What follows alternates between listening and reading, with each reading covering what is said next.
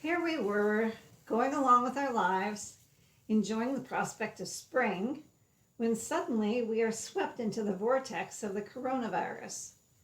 We are doing the right things, social distancing, washing our hands thoroughly, and staying home if we can. Our son Ben is bravely going to work at Stop and Shop, keeping food available for people who shop there. We sent money to our lovely cleaning crew so that they don't lose our income during the time we've asked them not to come. There are lots of ways to help people during this time. Please don't forget about the minister's discretionary fund. That money is for you, dear ones, should you need some extra help during this stay-at-home order. Today is Palm Sunday. In the Christian calendar, this marks the day when Jesus and his disciples went to Jerusalem. When Jesus rode into Jerusalem, according to the story, he knew two things. He knew that he had to enter Jerusalem and preach there in order to fulfill his mission. And he knew that he would be killed. It was in Jerusalem that Jesus overturned the tables of the money changers because they were taking advantage of the poor. And there he preached and healed people for every day for a week until finally, after Passover supper, he was betrayed by one of his disciples and arrested. He didn't want to die. He prayed that he wouldn't have to fulfill this prophecy. But still he knew he had to do what he felt was God's will, or we might say his destiny. This is a story of great courage and devotion to a destiny to the point of being willing to die for it. Those kind of causes don't come along too often. We can think easily of spectacular examples of courage in the face of injustice. Some of them died for their mission. It's wonderful to see and think about the heroes like MLK, Gandhi, and Nelson Mandela, and to be inspired by their actions and their words.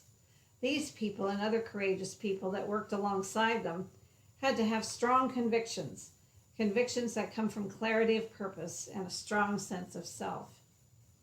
We, whose lives are not played out on the world stage, still do need courage to live a life that is true to our own being.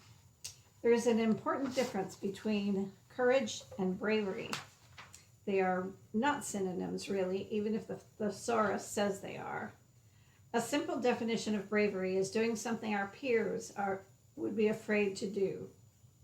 An example might be climbing Mount Kilimanjaro, the tallest mountain in Africa. I mention this one because I read that a cancer survivor from Hudson did this after her treatments were finished. It is not uncommon that a survivor will tackle a strenuous physical feat, like a marathon, afterwards to show themselves that they have conquered the, quote, beast, unquote, whether it's cancer, stroke, or some serious injury.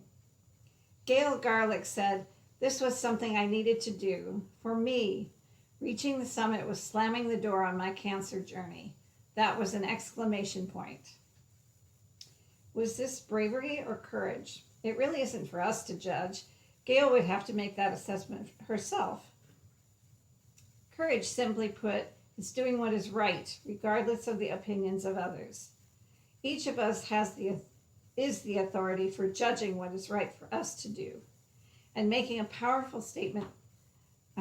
There's no question in my mind that what Jesus did by entering Jerusalem and making a powerful statement in the temple that ultimately would get him arrested and killed was courageous.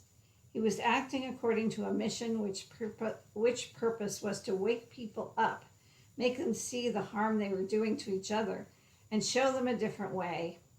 He did not want to die, but that was the consequence of the steps he took to shake up the corrupt, unjust order. Sometimes the most difficult courage to have is inner courage in the face of the contempt of other people. It may not have anything to do with injustice.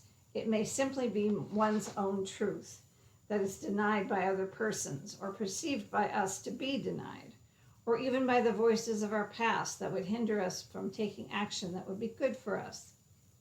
Spiritual teacher Gurdjieff called this, quote, internal considering, unquote. By that, he meant the tendency to care more about approval from others than the truth. A fear of contempt or derision from others can put all kinds of limits on our life. It can keep us from choosing a challenge that we are capable of, but are too afraid to attempt.